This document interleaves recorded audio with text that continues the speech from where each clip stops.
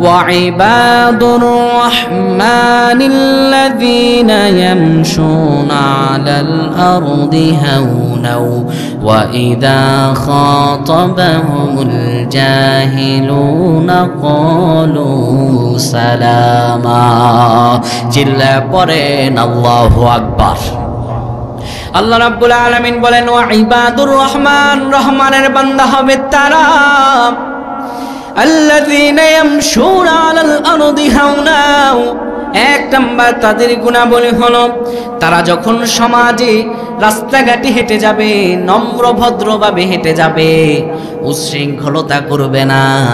দুই নাম্বার গুণাবলী হলো ওয়া ইযা খাতাবাহুমুল জাহিলুনা ক্বালু সালামা।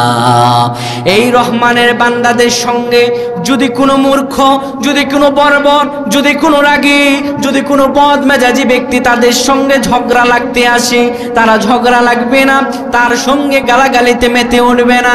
ক্বালু সালামা, তারা সালাম দিয়ে সেখান থেকে সরে যাবে। দেখবেন সমাজের মাঝে এক শ্রেণীর লোক আছে, আপনি যতই ভালো থাকতে চান আপনারে ভালো থাকতে দেবে না, আপনার সঙ্গে ঝগড়া লাগতে চাইবে, এমন লোক আছে না নাই? 5 ওয়াক্ত নামাজ পড়ে দাঁড়িয়ে আছে, গায়ের ভিতরে জুব্বা আছে, লম্বা জামা আছে, কিন্তু দেখবেন কার কেমনে ক্ষতি করা যায়, কার কেমনে জমি রাইল মারা যায়, কার জমি কেমন করে দখল করা যায়, এই রকম চক্রান্তকারী লোক আমাদের সমাজে আছে না নাই? আল্লাহ বলেন এদের সঙ্গে যখন তর্ক বিতর্ক হবে তারা তর্কে জড়াবে না। ক্বালু সালামা, সালাম দিয়ে বিদায় নেবে। কার আদেশ? জোরে বলেন কার আদেশ? আল্লাহর আদেশ। এক নাম্বার গুনাহবলী কি? আল্লাযীনা ইয়ামশুনা আলাল আরদি হাওনা, তারা যখন জমিনের উপর চলাফেরা করবে, জমিনের উপর দম্ভ আর অহংকার নিয়ে চলাফেরা করবে না। জমিনের উপর যখন চলাফেরা করবে নম্র আর ভদ্রভাবে চলাফেরা করবে। কিন্তু ও আমার প্রাণের ভাইয়েরা, সমাজে এক শ্রেণীর লোক আছে যাদের দিকে তাকালে দেখা যায় যখন সমাজের বুকে রাস্তা দিয়ে হাঁটে এত শোডাউন আর এত প্রকোপ আর প্রভাব প্রতিপত্তি নিয়ে হাঁটে, ওর মতো দাম্ভিক যার মাটিতেও পা পড়ে না, এমন বেয়াদব আছে না নাই? যখন রাস্তাঘাটে হাঁটে এমন ভাবে হাঁটে মনে হয় সেই হচ্ছে এলাকার নেতা। এলাকার বড় নেতার যত না ভাব, পাতি নেতার তার চাইতে 10 গুণ বেশি ভাব, ঠিক কিনা? এই তো আসতেছি ইলেকশনের সময়, কয়দিন পরে দেখবেন রাস্তাঘাটে কেমনে জ্যাম লাগে। রোগী চলে যাবে হসপিটালে, রাস্তার ভিতরে নেতার বক্তব্যই শেষ হয় না, অ্যাম্বুলেন্সের গাড়ি দাঁড়ায় থাকে জ্যামের মধ্যে, আর নেতা রাস্তার মধ্যে জ্যাম লাগায় সেখানে বক্তব্য দেয়, ঠিক কিনা? রোগী মারা যায়। আহারে আমাদের দেশের সমাজ, এটা তো একটা। নাম্বার 2, কিছুদিন পরে দেখবেন ভিআইপি ধরনের এক ধরনের লোকেরা আবির্ভূত হবে। যখন সরকার নির্বাচন হবে, গত স্বৈরাচারের আমলেও ভিআইপি নাকি যাবে রাস্তা দিয়ে, এই ভিআইপি যাবে, ওইদিকে রোগী বসে আছে, ভিআইপি যাবে, রাস্তা জ্যাম লাগানো যাবে না, রাস্তা একদম পুরোপুরি ক্লিয়ার থাকা চাই। কিন্তু সাধারণ মানুষকে রাখা হয় ভোগান্তিতে। সাধারণ মানুষ, অসুস্থ মানুষ, অনেক অ্যাক্সিডেন্ট করে রোগী পড়ে আছে, ওরে ডাক্তারখানা ইমার্জেন্সি না নিলে রোগীটা মারা যাবে, কিন্তু নেওয়া যায় না, কারণ ভিআইপি যাবে। ওর এত ভাব। আল্লাহু আকবার। অহংকার হলো আল্লাহর চাদর। কার চাদর? দুনিয়ার কোনো মানুষের অহংকার থাকতে পারে না। আপনি আমি তো একটা নাপাক পানির ফোঁটা থেকে জন্ম নিয়েছি, কিসের আপনার আমার অহংকার? অহংকার একমাত্র আল্লাহর চাদর। কার? আল্লাহ রাব্বুল আলামিন বলেন ওয়ালা তুসাইরু খাদ্দাকা লিন-নাসি ওয়ালা তামশি ফিল আরদি মারহা। মানুষকে এড়িয়ে যেও না, দম্ভ আর অহংকার নিয়ে চলাফেরা করো না। ও মানুষ, তোমার কোনো পরিচয় ছিল না, কোনো নাম ছিল না, কোনো যশ ছিল না, কোনো খ্যাতি ছিল না। আজ তোমার এত গরম, এত অহংকার তোমার। ও মানুষ, তোমার এই অহংকার সাজে না। অহংকার তো তার সাজে যিনি রব, যিনি আল্লাহ, যিনি তোমার আমার পালন কর্তা, যিনি সৃষ্টিকারী, যিনি জীবন দানকারী, যিনি মৃত্যু দানকারী। আপনি আমি মানুষ কিসের অহংকার দেখাই? 3 বার যদি দিনে পেট খারাপ হয়, বিছানা ছাড়া তার আর কোনো রাস্তা নাই, ঠিক না? আল্লাহ রাব্বুল আলামিন বলেন না না, যারা জান্নাতে যেতে চায়, যারা চায় জান্নাতে তার একটা অ্যাপার্টমেন্ট হোক, আমার আল্লাহ বলেন সে দম্ভ নিয়ে চলাফেরা করবে না। আমার রাসূলুল্লাহ কেমন করে জমিনে হাঁটতেন? সাহাবাই কেরাম বলেন, কোনো ব্যক্তি যদি পাহাড়ের পাদদেশ দিয়ে নিচের দিকে নেমে যায়, বুঝবেন ভালো করে, পাহাড়ের পাদদেশ দিয়ে নিচের দিকে ডাউন হয়ে নিচের দিকে নামে, ওই ব্যক্তিকে তাড়াহুড়া করে নামবে নাকি আস্তে আস্তে নামবে? কারণ তাড়াহুড়া করলে বিপদ আছে না নাই? ওই ব্যক্তি যেমন করে পাহাড়ের পাদদেশ বেয়ে আস্তে আস্তে পায়ের মাঝে জোর খাটিয়ে একদম নম্র ভদ্রভাবে নেমে যায়, আমার রাসূলুল্লাহ জমিনে এমনভাবে হাঁটতেন, কোনো দম্ভ আর অহংকার নিয়ে হাঁটতেন না। আমার নবীজি এমনভাবে হাঁটতেন যেন পাহাড়ের পাদদেশ দিয়ে নামছেন। সুবহানাল্লাহ। আবার সমাজে এক শ্রেণীর লোক আছে, মোষটা টান টান করে, লাঠির উপর ভর দিছে, কিন্তু তারপরেও তার ভিতরে হ্যাডাম যায় না। এমন একটা ভাব, রাস্তার কাউরি আমি সালাম দিব না, মানুষ আমারে সালাম দেবে, এমন লোক আছে না নাই? কিন্তু বিশ্বনবী মুহাম্মদুর রাসূলুল্লাহর আদর্শ ছিল এমন, আমার নবীজিকে আগে কেউ সালাম দিতে পারতেন না। বিশ্বনবী সাল্লাল্লাহু আলাইহি ওয়াসাল্লাম সবার আগে তিনি সালাম দিতেন। এগুলো এক নাম্বার গুণ। রহমানের বান্দারা দম্ভ আর অহংকার নিয়ে হাঁটবে না, কারণ দম্ভ আর অহংকার আমাদের খাটে না। দুই নাম্বার গুণাবলী, ওয়া ইযা খাতাবাহুমুল জাহিলুনা ক্বালু সালামা। মূর্খ আর অশিক্ষিত বর্বর লোকেরা যদি তাদের সঙ্গে তর্ক লাগতে আসে, কেননা যারা অশিক্ষিত বর্বর আর খারাপ লোক, এদের মুখের ভাষা কিন্তু ভালো নয়, এরা গালি দিতেও একবারও ভাববে না, খারাপ কথা বলতেও ভাববে না। আমার আল্লাহ বলেন, এরা যখন তোমার সঙ্গে ঝগড়া লাগতে আসবে, তর্ক বিতর্ক করতে আসবে, তুমি তর্ক বিতর্ক করবা না। আমি আল্লাহর আদেশ হলো ক্বালু সালামা, সালাম দিয়ে তার থেকে বিদায় নেবে। এটি আল্লাহ তাআলার আদেশ। আমরা তো আছি সমাজের পুরুষ মানুষেরা, যত না ঝগড়া লাগে, আমার মা বোনরা তার চাইতে বেশি ঝগড়া লাগে, ঠিক কিনা? ছেড়ে দিব নাকি? আমারে বলছে কথা, আমি কি ছেড়ে দিব? কিন্তু আমার মা বোনেরা, ঝগড়া লাগা যাবে না। আমার আল্লাহ নিষেধ করেছেন, তর্ক করা যাবে না।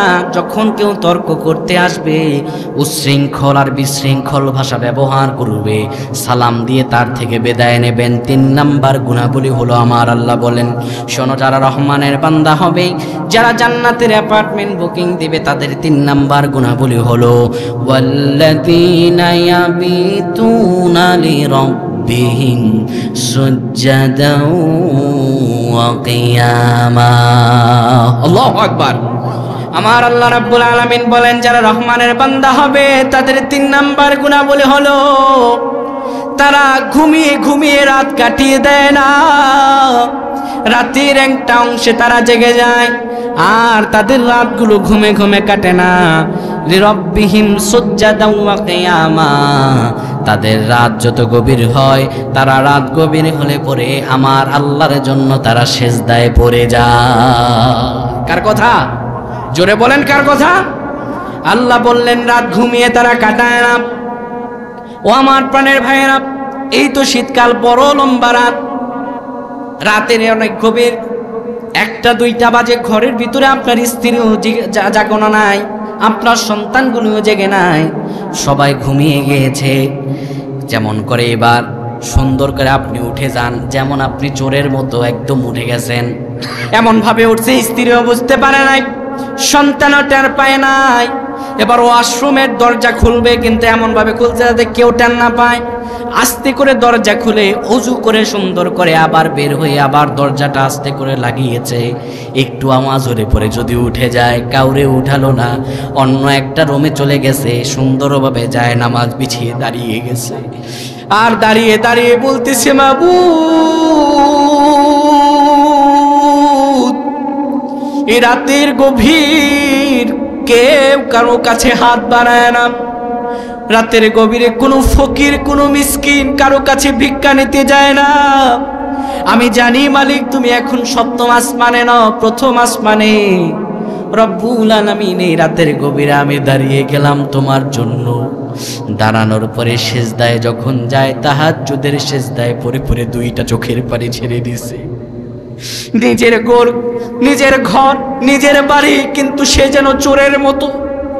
কেউ তার বিষয়টা টের পায় না, স্ত্রীও জানে না, সন্তানগুলো জানে না। সেজদায় পড়ে দুইটা চোখের পানি ছেড়ে দিয়ে নিজের অপরাধগুলো আল্লাহর কাছে স্বীকৃতি জানিয়ে নিজের মনের বাসনাগুলো আমার রবের কাছে বলেছে, আমার রব কি তার দোয়া কবুল করবে না? বলেন কবুল করবে না? আমার রব্বুল আলামিন বলেন, যারা জান্নাত পেতে চাও রাত ঘুমিয়ে ঘুমিয়ে কাটায়ও না, রাতের একটা অংশে জেগে যাও।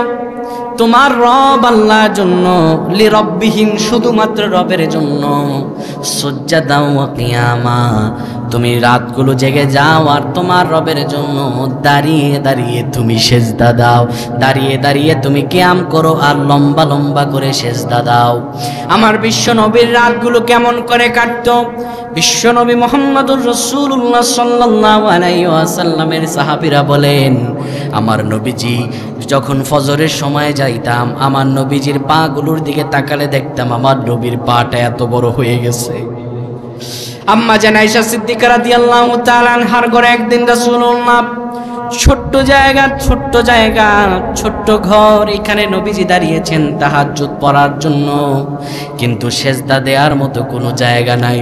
আমার নবীজি দাঁড়িয়ে এবার যখন সেজদা দিবেন, আম্মা জান আয়েশার পাটা বের হয়ে গেছে সেজদার জায়গায়। ছোট্ট ঘর, ছোট্ট জায়গা, আমার নবীজি সেজদা দিবেন। আম্মা জান আয়েশা সিদ্দিকা রাদিয়াল্লাহু তাআলা আনহার পায়ে চিমটি কাটলেন, তিনি পা ভেতরে নিলেন, আমার নবীজি লম্বা করে সেজদা দিলেন। আবার নবীজি সেজদা থেকে যখন মাথা উঠালেন, আমার আম্মা জান আবার পাটা বের করে ঘুমালেন। আমার নবীজির কোনো গুনাহ আছে? আম্মা জান আয়েশা সিদ্দিকা রাদিয়াল্লাহু তাআলা আনহা জিজ্ঞেস করলেন, ইয়া রাসূলুল্লাহ, আপনার তো কোনো গুনাহ নাই, আপনার বিন্দু পরিমাণ কোনো গুনাহ নাই, তারপরেও কেন গো নবীজি এইভাবে রাত জেগে জেগে কেন আপনি থাকেন? আপনার পা মোবারকগুলো কেন এইভাবে ফুলিয়ে ফেলেছেন? বিশ্বনবী সাল্লাল্লাহু আলাইহি সাল্লাম রেখে বললেন, ও আয়েশা, আমি কি আমার রবের আবদান শাকুরা, শুকরগুজারি বান্দা হব না রে আয়েশা? আমার নবীজি রাতগুলো ঘুমিয়ে ঘুমিয়ে কাটাতেন না। যে নবীর গুনাহ ছিল, আমার নবীর কি কোনো গুনাহ ছিল? আমার নবীর কোনো গুনাহ ছিল না। তিনি যদি এইভাবে রাতগুলো কাটাতে পারেন, ও ভাই, আপনার আমার জীবনে কি কোনো গুনাহ নাই? রাতের গভীরে দাঁড়িয়ে যান, আল্লাহর জন্য আপনি কিয়াম করেন, লম্বা করে দাঁড়িয়ে সূরা তেলাওয়াত করেন, সেজদা দিয়ে দিয়ে আমার আল্লাহর কাছে চান। আপনার চোখের পানি যদি ফেলতে পারেন, আমার রব আপনার দোয়া কবুল করে দিবে। সুবহানাল্লাহ।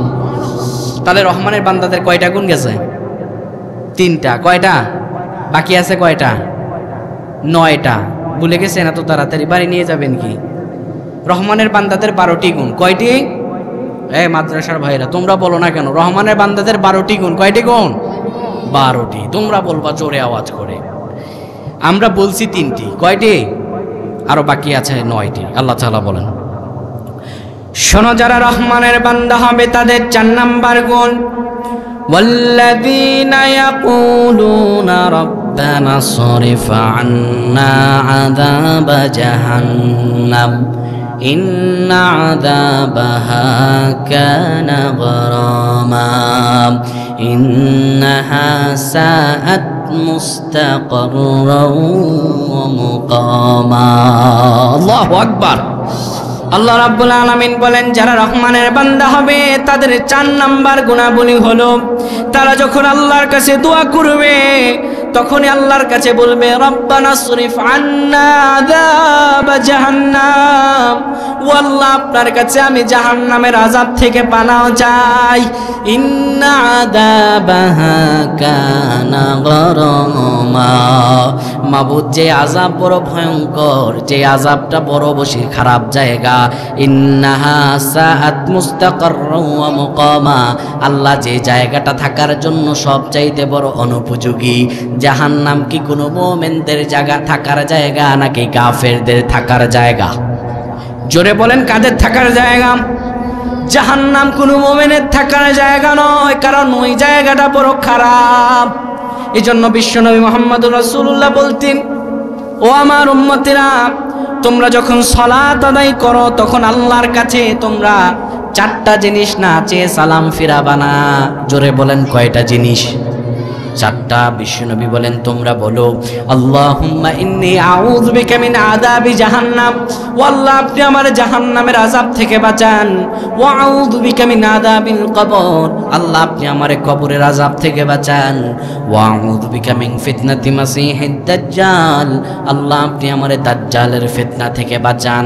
ওয়া আউযু বিকা মিন ফিতনাতিল মাহইয়া ওয়াল মামাত, আল্লাহ আপনি আমারে জীবন মরণের ফিতনা থেকে বাঁচান। তাহলে জাহান্নাম থেকে আমরা আশ্রয় চাইব একজনের কাছে, তিনি কে? আল্লাহ রাব্বুল আলামিন। আল্লাহ বলেন যারা রহমানের বান্দা হবে তারা যখন আল্লাহর কাছে দোয়া করবে তখনই আল্লাহ বলবে আল্লাহ জাহান্নাম থেকে আমরা পানাহ চাই, ইসরিফ আন্না আযাব জাহান্নাম।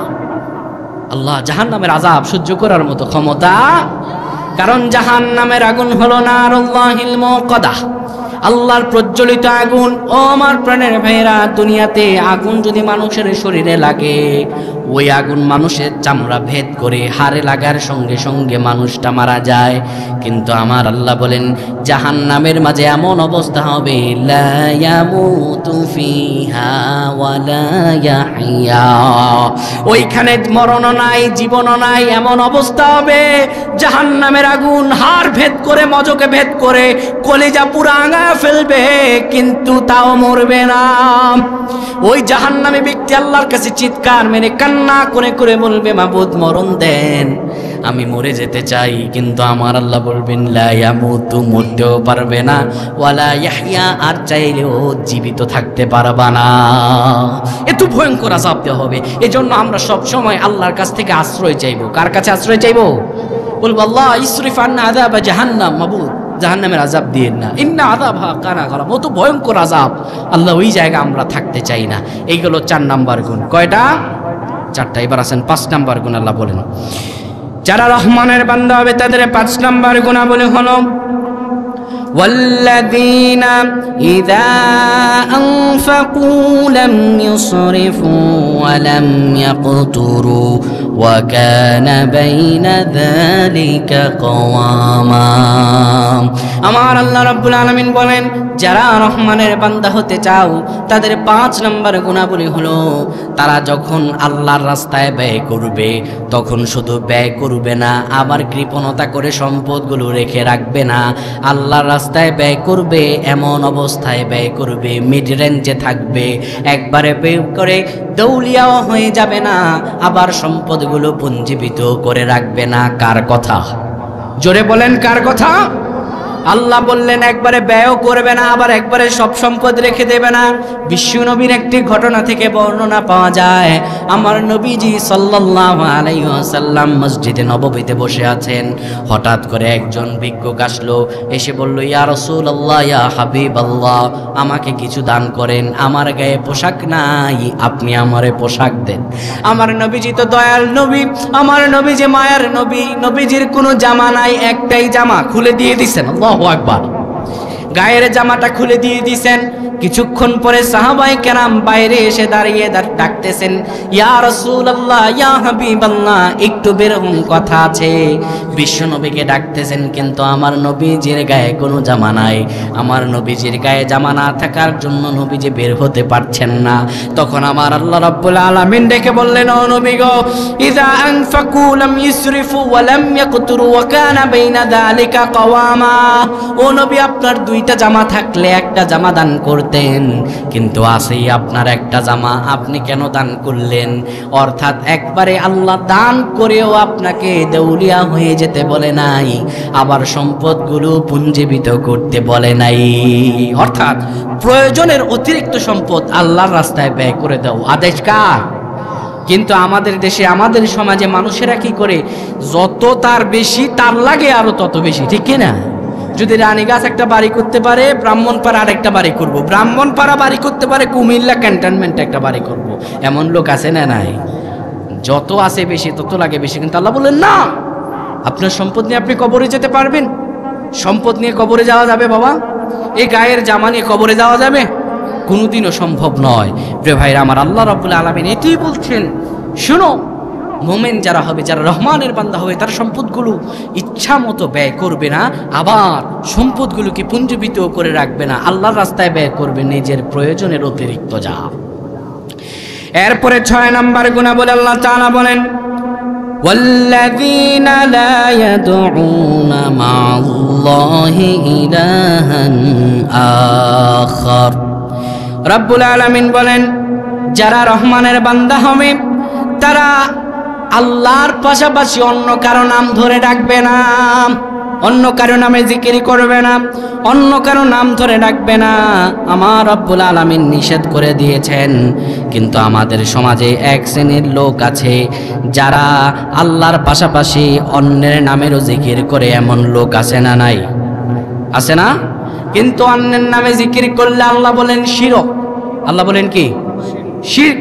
একদম আল্লাহর সঙ্গে যদি আপনি অন্য কারো নামে জিকির করেন, কিভাবে জিকির করে আমি বলি। আমাদের পাশের জেলাতে আছে এক ভণ্ড, নাম বললাম না, জিকির করে, কিছুক্ষণ জিকির করে আল্লাহর, এরপর বলে শাহালি বাবা, ফতহি বাবা, খাজা বাবা, ল্যাংটা বাবা, বদনা বাবা, বিরি বাবা, আছে না নাই?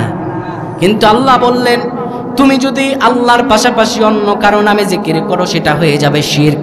শোনো, আমার আল্লাহ বলেন, ওয়া মাইয়াদউ মা'আল্লাহি ইলাহান আখার লা বুরহানা লাহু বিহি ফাইন্নামা হিসাবুহু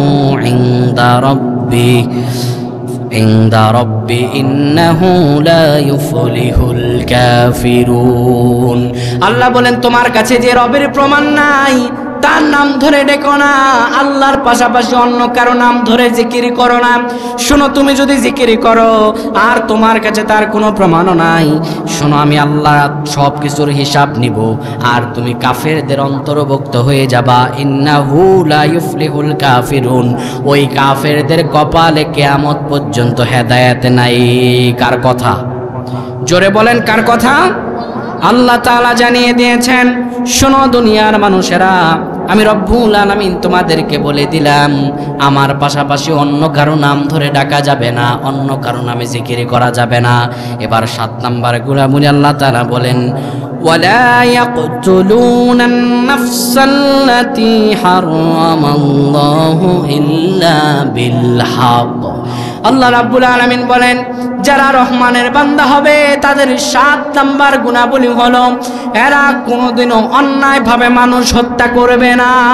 কার কথা? অন্যায়ভাবে মানুষ হত্যা আমাদের সমাজে আছে না নাই? নাই, নাই তো। আমাদের এই দেশে বিগত স্বৈরাচারের আমলে, বাবারা তোমরা কথা বইলো না, তোমরা হয় শোনো, না যদি ঘুমে ধরে চলে যাও মাদ্রাসায়, কথা বইলো না, যতটুকু শোনো একটু শোনো। আল্লাহ রাব্বুল আলামিন বলেন, রহমানের বান্দার অন্যায়ভাবে মানুষ হত্যা করবে না। কিন্তু আমরা দেখেছি বিগত স্বৈরাচারের আমলে এই বাংলাদেশের বুকে যতগুলো আলেমদের রক্ত ঝরেছে, যতগুলো আলেমকে শহীদ করা হয়েছে, সবগুলো ছিল অন্যায় আর অবিচার, ঠিক কিনা? আমরা দেখেছি আল্লামা দেলাওয়ার হোসেন সাঈদীকে মিথ্যা মামলায় পরিকল্পিতভাবে ইনজেকশন পুশ করে তাকে হত্যা করেছে। শুধু তাই নয়, 2013 সালে 5ই মে শাপলা চত্বরে অসংখ্য আলেমদেরকে হত্যা করে লাশ গুম করে ফেলেছে, আয়না করে রেখে মানুষকে নির্বিচারে হত্যা করেছে। প্রিয় ভাইরা আমার, আমরা দেখেছি এরা অন্যায়ভাবে হত্যা করেছে, কিন্তু আমার আল্লাহ রাব্বুল আলামিন বলেন, যারা অন্যায়ভাবে মানুষ হত্যা করে এরা কখনো মুমিন হতে পারে না, এরা কাফেরদের অন্তর্ভুক্ত ছাড়া আর কিচ্ছু নয়। সুতরাং আগামীতেও সতর্ক থাকেন, আবার যদি কোনো স্বৈরাচার মাথার উপরে চেপে বসে তাহলে কিন্তু রক্ষা নাই, তাহলে কোনো শেষ রক্ষা হবে না। স্বৈরাচার যদি আবার বসে যায়, এখন যে আলেমগুলো যে এখনো বাইরে আছে সব আলেমগুলোর আবার জেলের ভিতরে ভরে ফেলবে, ঠিক কিনা? আল্লাহ রাব্বুল আলামিন বলেন, শোনো দুনিয়ার মানুষেরা, মান কাতালা নাফসান বিগাইরি নাফসিন আও ফাসাদিন ফিল আরদি ফাকান্নামা কাতালান নাস জামিআ। পৃথিবীর বুকে একজন মানুষকে কেউ যদি অন্যায়ভাবে হত্যা করে, সে যেন একজনকে হত্যা করলো না, পৃথিবীর সব মানুষগুলোর হত্যা করলো। কার কথা? কার কথা? আবার আল্লাহ বলেন ওয়ামান আহইয়াহা ফাকান্নামা আহইয়ান নাস জামিআ, কেউ যদি কোনো একজন মানুষকে বাঁচিয়ে দিল, সে যেন একজন মানুষকে বাঁচিয়ে দিল না, গোটা পৃথিবীর মানুষকে বাঁচিয়ে দিল। সুবহানাল্লাহ। এখন আপনি ন্যায়ের পক্ষে কথা বলতে চাইবেন, বলবেন ভাই আগামী তো স্বৈরাচার বসাবো না কারে, আপনারে বলবো আমি বসাবেন তারে হক কথা বলে, যে ঠিক কি না? আপনি বসাবেন আপনার ক্ষমতার আসীনে সেই মানুষকে, যে মানুষ ন্যায় ও ইনসাফ প্রতিষ্ঠায় কাজ করে বেড়ায়, ঠিক কি না? কিন্তু আমাদের সমাজে আমরা ন্যায় ও ইনসাফ প্রতিষ্ঠায় যারা কাজ করে তাদেরকে আমরা ক্ষমতায় বসাই না, ক্ষমতায় বসাই কাদের? চোর, লম্পট, চরিত্রহীন এই ধরনের ভণ্ড প্রকারদের। এদের ক্ষমতায় বসায়, এরা ক্ষমতায় যাওয়ার পরে কিশোর গ্যাং তৈরি করে ছোট্ট ছোট্ট ছেলেদের হাতে পিস্তল ধরিয়ে দেয়। এরাই সমাজের বুকে নেশাদ্রব্য প্রচার করে, ঠিক কি না? এরা ক্ষমতায় যাওয়ার আগে হয় একরকম, ক্ষমতায় যাওয়ার পরে হয় আরেক রকম। কিছু বললেই বলে হুজুর রাজনীতি করেন। রাজনীতি কি ইসলামে আছে নাকি? রাজনীতি ইসলামে নাই, রাজনীতি ইসলামে নাই। পলিটিক্স মিনস পাওয়ার, পলিটিক্স মিনস পাওয়ার, অর্থাৎ রাজনীতি মানে ক্ষমতা। তাহলে আপনাকে আমি প্রশ্ন করতে চাই, আমরা এই বাংলাদেশের যাকে জাতির জনক বলা হয় শেখ মুজিবুর রহমানকে আমরা চিনি, তিনি দেশ শাসন করেছেন, তাই আমরা তাকে চিনি রাজনৈতিক ব্যক্তি হিসাবে, ঠিক কিনা? জিয়াউর রহমান দেশ শাসন করেছেন, তাকে আমরা চিনি রাজনৈতিক ব্যক্তি হিসাবে, কারণ তিনি ক্ষমতাসীন ছিলেন, তাই আমরা তাকে রাজনৈতিক ব্যক্তি হিসাবে মানি। খালেদা জিয়া দেশ চালিয়েছেন, তাই আমরা তাকে রাজনৈতিক ব্যক্তি হিসাবে জানি। আপনার এরশাদ চাচাও দেশ চালিয়েছেন, তাই আমরা তাকে রাজনৈতিক ব্যক্তি হিসাবে জানি। কিন্তু মুহাম্মদুর রাসূলুল্লাহ সাল্লাল্লাহু আলাইহি সাল্লাম 10 বছর দেশ চালিয়েছেন, তাহলে তিনি কেন রাজনৈতিক ব্যক্তি হবেন না? ঠিক কি না? রাজনীতি যদি মোল্লাদের জন্য হারাম হয়, তোমাদের জন্য হারাম। রাজনীতি এটি যদি তোমাদের জন্য, হুজুরদের বেলায় এসে বলে হুজুর রাজনীতি কইরেন না, তাহলে রাজনীতি আপনি করেন কেন? মোল্লাদের জন্য হারাম আর আপনাদের জন্য আরাম, এটি কখনো নয়। আল্লাহ তাআলা আমাদের বুঝদান করুক, বলেন আমিন। রাজনীতি এটি নিয়ে আমাদের সমাজের ভিতরে বিভিন্ন রকম মন্তব্য রয়েছে, তবে একটাই কথা, আগামী সমাজ প্রতিষ্ঠায় আমরা চাই ন্যায় ও ইনসাফ প্রতিষ্ঠার একটি সমাজ গড়ে উঠুক। চান কিনা? কারা কারা চান? দুহাত উঁচু করে আল্লাহরে দেখান। আল্লাহু আকবার। আল্লাহ কবুল করুক, বলেন আমিন। আমরা চাই আগামী সমাজ হোক সুন্দর, আগামী সমাজ হোক নেশাখোর, গাঞ্জাখোর, মদখোর, ইয়াবাখোর থেকে মুক্ত, ঠিক কিনা?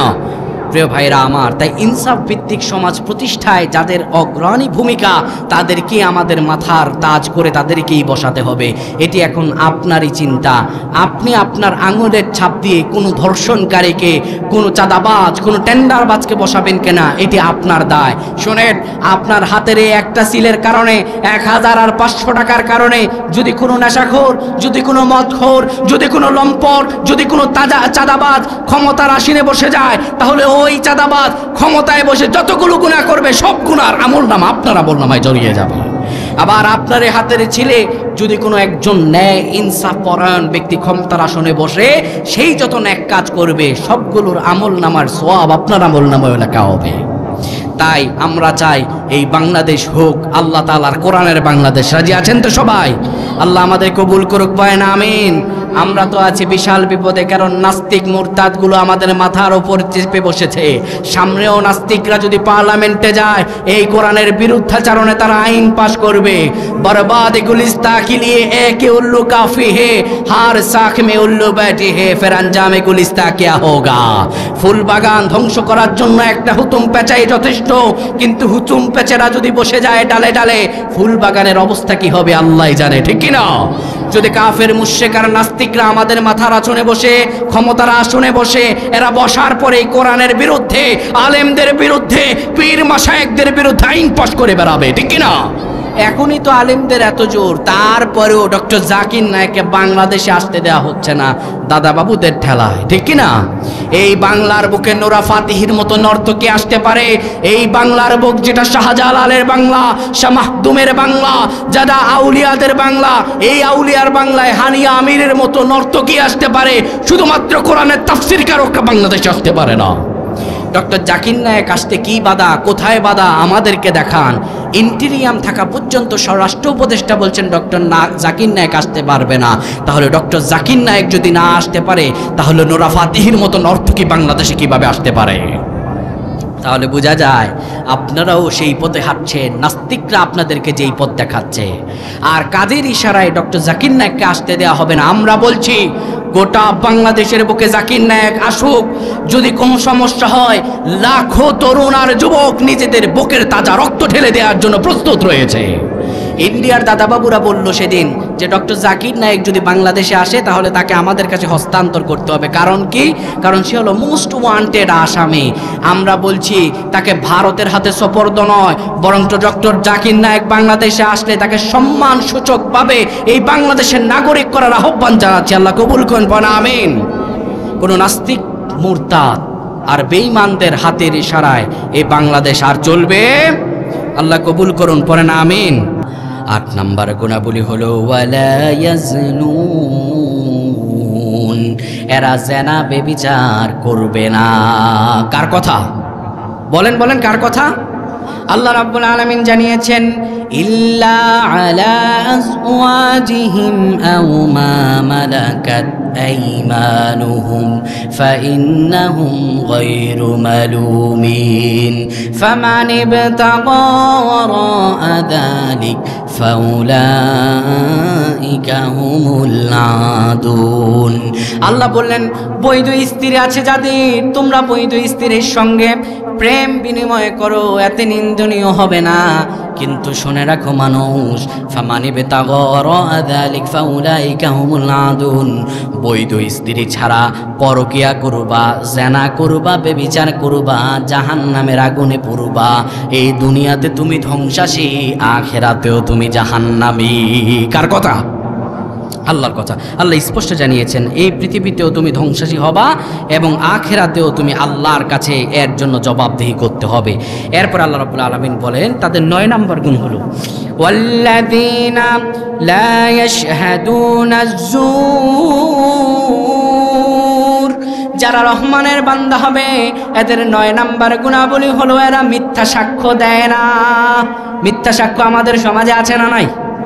500 টাকা 1000 টাকার কারণে বিচার এই দিক থেকে ঘুরে ওই দিকে যায়। নিরপরাধীর বিচারগুলো অপরাধীর কাছে যায়, অপরাধী হয় তারা, নিরপরাধ যারা। টাকার বিনিময়ে বিচার বিক্রি হয়, ঠিক কিনা? আল্লাহ বলেন মিথ্যা সাক্ষ্য দিও না, টাকা খেয়ে মিথ্যা সাক্ষ্য দিও না। এরপর আল্লাহ 10 নম্বর গুণাবলী বলেন ওয়া ইযা মাররু বিল্লাগwi মাররু কিরামা, এবং এরা কখনো যদি কোনো খারাপ কাজ শুনতে পায়, কোনো খারাপ একটা কাজ চলছে, গুনাহের কাজ চলছে, সেখানে তারা অবস্থান করে না, সেখানে তারা পালাক্রমে সেখান থেকে পলায়ন করে সেখানে তারা সময় দেয় না। এরপর আল্লাহ রাব্বুল আলামিন 11 নম্বর গুণাবলী বলেন, আল্লাহ বলেন ওয়াল্লাযীনা ইযা যুক্কিরু বিআয়াতি রাব্বিহিম লাম ইয়াখিরু আলাইহা সুম্মান ওয়া উময়ানা, এরাদের সামনে যখন কোরআনের আয়াতগুলো বলা হয়, বাবারে এটা হারাম কাজ, এটা করবেন না, ওইটা হালাল, ওইটা করেন, শোনার পরে এরা অন্ধ আর বধিরের মতো পড়ে থাকে না। এরা তখন ওই কাজটা করার জন্য দৌড়ায় যেই কাজের আদেশ করেছেন একজন, তিনি কে? জোরে বলেন তিনি কে? আল্লাহ রাব্বুল আলামিন বলেন অন্ধ চোখে দেখে না, বধির কানে শোনে না। আপনারা কি অন্ধ আর বধির? বলেন বলেন, অন্ধ বধির। আজকের ওয়াজ শুনছেন না? সব গুণাবলী মনে না থাকো, কিছু গুণাবলী মনে আসেনি। 1 নম্বর গুণাবলী জমিনে দম্ভ আর অহংকার করে চলা। 2 নাম্বার কেউ ঝগড়া লাগতে আসলে তার সঙ্গে ঝগড়া লাগা, কলু সালামা, সালাম দিয়ে বিদায় নেবেন। এগুলো তো শুনছেন কিনা? এখন এটা যদি না মানেন, আল্লাহ আপনাকে বলেছেন আপনি অন্ধ, আপনি বধির। এটা হলো 11 নম্বর গুণ। 12 নম্বর গুণ শেষ। আল্লাহ তাআলা বলেন ওয়াল্লাযীনা ইয়াকুলুনা রাব্বানা হাব লানা মিন আজওয়াজিনা ওয়া যুররিয়্যাতিনা কুররাতা আ'য়ুনিন ওয়াজআলনা লিল মুত্তাকিনা ইমামা। আল্লাহ রাব্বুল আলামিন বলেন যারা রহমানের বান্দা হবে তাদের সর্বশেষ গুণ 12 নম্বর গুণ, তারা যখন আল্লাহর কাছে হাত তুলে তখনই দোয়া করে রব্বানা হাবলানা, আল্লাহ আপনি আমারে দেন মিন আজওয়াজিনা ওয়া যুররিয়াতিনা কুররাতা আইয়ুনি ওয়াজআলনা লিল মুত্তাকিনা ইমামা। মাবুদ, আমার স্ত্রীকে, আমার সন্তান সন্ততিগুলোকে আমার চক্ষু শীতলকারী সন্তান বানায়া দেন। আল্লাহ দোয়া শিখিয়ে দিয়েছেন। আমাদের সমাজে যে যুবক ভাইদের বিয়ে হয় নাই, এই যে শীতের মৌসুম আসতেছে, শীতের মৌসুম হচ্ছে আমাদের দেশে বিয়ের মৌসুম, ঠিক কিনা? এই সময় একজন, এই বর্তমান সমাজে ভালো স্ত্রী পাওয়া বহুত বড় দায়, ঠিক কিনা? ভালো স্ত্রী পাওয়া যায় না, দেখা যায় অনেক মানুষেরা বিয়ে করছে আজকে, কালকে বউ আরেকজনের সঙ্গে ভেগে যায়। এমন ঘটনা আপনাদের রানী কাছে ঘটছেনি? মনে হয় ঘটে না। আমাদের এলাকায় ওই রকম ঘটনা প্রচুর দেখা যায়। আর ডক্টর এনায়েতুল্লাহ আব্বাসী তো বলছি কুমিল্লার মধ্যে পরকীয়া বেশি। কথা শুনছেননি আপনারা? আসলেই পরকীয়া বেশি। যেই অঞ্চলে প্রবাসী থাকে বেশি, ওই অঞ্চলে পরকীয়া বেশি হবে, এটাই স্বাভাবিক। তবে আল্লাহ তাআলা সব মা বোনদেরকে ধৈর্য ধারণ করার তৌফিক দান করুক, না আমিন। যুবক ভাইরা যারা আছেন তারা এই দোয়াটা মুখস্থ করে নেবেন আর পড়বেন, আল্লাহ তুমি আমার নেককার স্ত্রী দান করো। রব্বানা হাবলানা মিন আজওয়াজিনা ওয়া যুররিয়াতিনা কুররাতা আইয়ুনি ওয়াজআলনা লিল মুত্তাকিনা ইমামা। আল্লাহ এমন স্ত্রী দান করো, ক্লান্ত বিশ্রান্ত হয়ে বাসায় ফিরলে স্ত্রীরে দেখি যে মোবাইল টিপতেছে, এমন স্ত্রী না। ক্লান্ত বিশ্রান্ত হয়ে বাড়িতে এসে বললাম খাবার দাও, বলে খাবার টেবিলে রাখা আছে, টেবিলে বসে খাও। এরকম স্ত্রী দিও না। আল্লাহ এমন স্ত্রী দাও যে স্ত্রী আমি আসার জন্য অপেক্ষা করবে, ঘরে ঢুকলে আমার জন্য খাবারের ব্যবস্থা করে দিবে। সুবহানাল্লাহ। আল্লাহ এমন স্ত্রী দাও যে স্ত্রীর দিকে তাকালেই আমার হৃদয়টা শান্ত হয়ে যাবে। এমন সন্তান যে সন্তানের দিকে তাকালেই আমার হৃদয়টা শান্ত হয়ে যাবে। দোয়া শিখিয়েছেন কে? আমার সঙ্গে বলেন, রব্বানা হাবলানা মিন আজওয়াজিনা ওয়া যুররিয়াতিনা কুররাতা আইয়ুনি ওয়াজআলনা লিল মুত্তাকিনা ইমামা। পিচ্ছিরাও পড়ছো, তোমাদেরকে বিয়ের মৌসুম আসতেছে নাকি? যাক, আগামীতে আজকের শিশু আগামী দিনের ভবিষ্যৎ। আল্লাহ কবুল করুন, পড়েন আমিন। আল্লাহ আমাদের সকলকে কবুল করুন। আমা তৌফিক ইল্লা বিল্লাহ। আরও আয়াতের বিস্তারিত ব্যাখ্যা ছিল, সময় স্বল্পতার কারণে আজ আর করা গেল না। যতটুকু আলোচনা করেছি, যদি কেউ অন্তত একটা বুঝে থাকেন, এটি আমাদের নাজাতের জরিয়া হয়ে যাক। ভুল ক্রমে যদি মুখ থেকে কোনো অশোভনীয় শব্দ চয়ন হয়ে থাকে, আল্লাহ যেন সেটি মাফ করে দেন, পড়েন আমিন। আমা তৌফিক ইল্লা বিল্লাহ। আসসালামু আলাইকুম ওয়া রাহমাতুল্লাহি ওয়া বারাকাতুহু।